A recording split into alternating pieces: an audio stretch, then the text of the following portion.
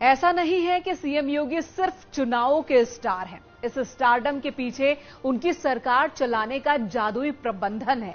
UP की कमान संभालने के बाद सीएम योगी ने प्रदेश को बीमारू राज्य से बाहर निकाला और सभी मिथकों को तोड़ते हुए प्रदेश के कोने कोने को विकास से जोड़ा। खासकर कानून व्यवस्था को लेकर सीएम योगी ने यूपी को रोल मॉडल बनाया है।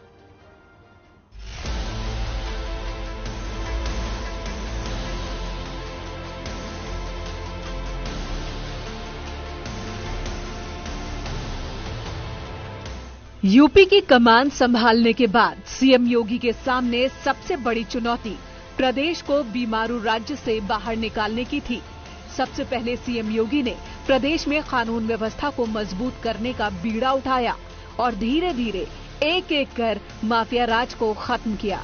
इतना ही नहीं, प्रदेश के कोने कोने से अपराधियों को सरेंडर करने पर मजबूर किया।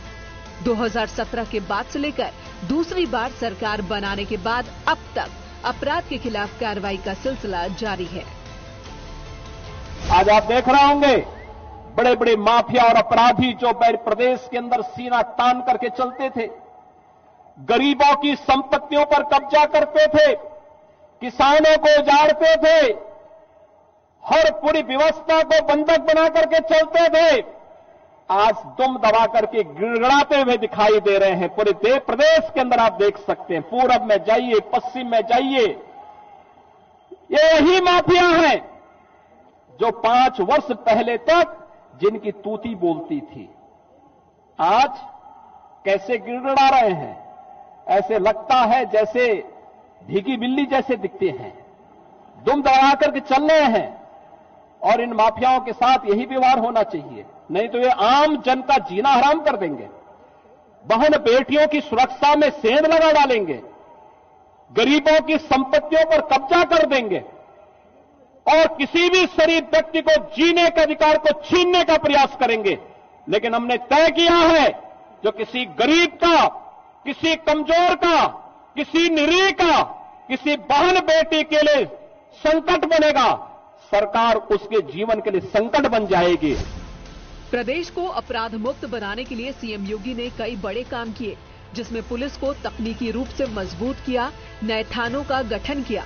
अपराध के प्रति जीरो टॉलरेंस की नीति अपनाते हुए सीएम योगी ने पूरब से लेकर पश्चिम तक अपराधियों पर लगाम लगाने की मुहिम शुरू की और बड़े माफिया अपराधियों को जेल में डालकर उनकी अवैध संपत्तियों पर बुलडोजर से प्रहार किया। जानकार भी मानते हैं कि सीएम योगी की दूरदर्शिता और सरकार चलाने की शैली उन्हें बाकी नेताओं से अलग बनाती है। बीमारू राज्यों की श्रेणी से निकाल करके उत्तर प्रदेश को उत्तम प्रदेश बनाने का जो अभियान योगी आदित्यनाथ जी 1917 में स्थापित किए थे, उसके सुपरिणामों के कारण से उनके प्रति विश्वास का बढ़ना और लोकप्रियता को निरंतर शिखर की ओर जाना ही था। आज प्रदेश में क्राइम ग्राफ बाकी राज्यों की तुलना में काफी कम है। वहीं देश विदेश के बड़े निवेशक भी अब यूपी को अपना उत्तम डेस्टिनेशन बनाने लगे हैं।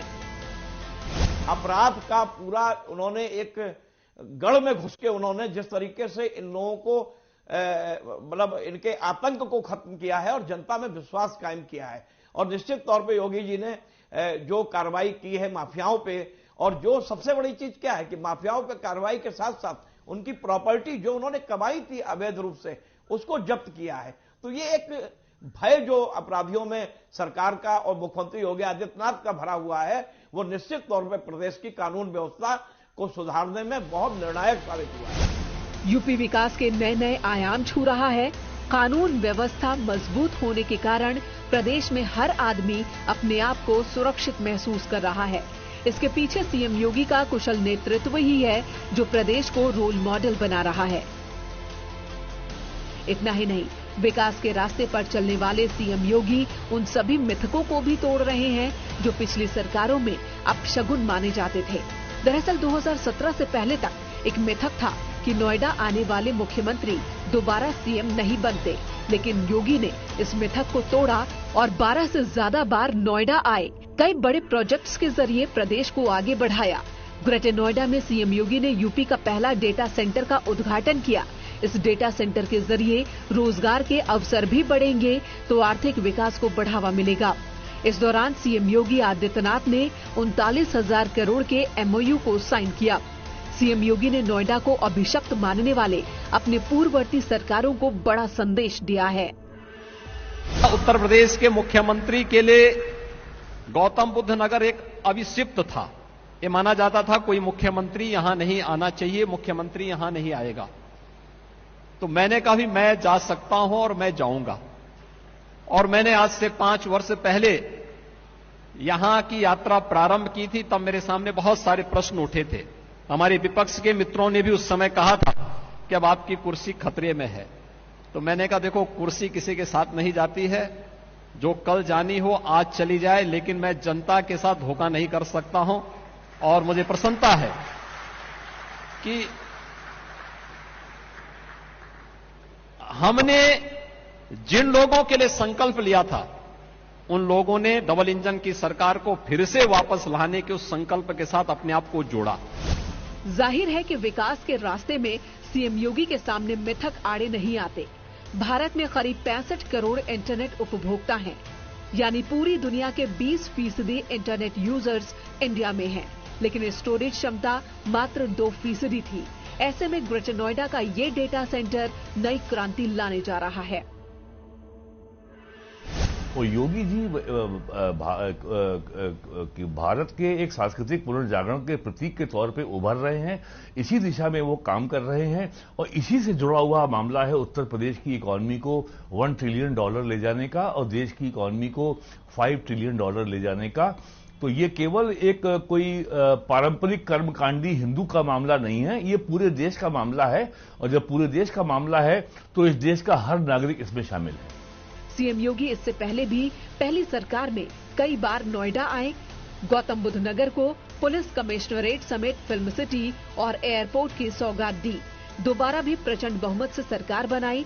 ऐसे में नोएडा के मिथक तोड़ने वाले सीएम योगी के लिए विकास ही सर्वोपरि है, न कि कोई मिथक। अब योगी जी कितनी बार जा चुके हैं, इसको इस संख्या को गिनना पड़ेगा। मेरा ख्याल है कम से कम वो जा चुके होंगे 1 दर्जन बार से अधिक। और अभी हाल में ही गए थे डाटा सेंटर के उद्घाटन में नोएडा। यदि फिर कोई वहां कोई कार्यक्रम होगा तो योगी जी ये नहीं सोचेंगे कि मैं नोएडा जा रहा हूं। तो ये भी जो एक जो पुरातन पंथी और अंधविश्वासों से एक जुड़ी हुई जो एक सनातन धर्म की, हिंदुत्व की जो एक इमेज बनाई गई थी, उस इमेज को भी योगी जी ने तोड़ा है। और उन्होंने ये दिखाया है कि भारतीय जनता पार्टी हो या हिंदुत्व की राजनीति हो, सब लोग एक साइंटिफिक टेम्पर के साथ काम कर रहे हैं। विकास की रफ्तार को आगे बढ़ाने वाले CM Yogi Adityanath double engine के सफल चालक हैं, जिसका नतीजा है कि यूपी अब देश के बाकी राज्यों के लिए रोल मॉडल बन रहा है। Bureau report, news 18।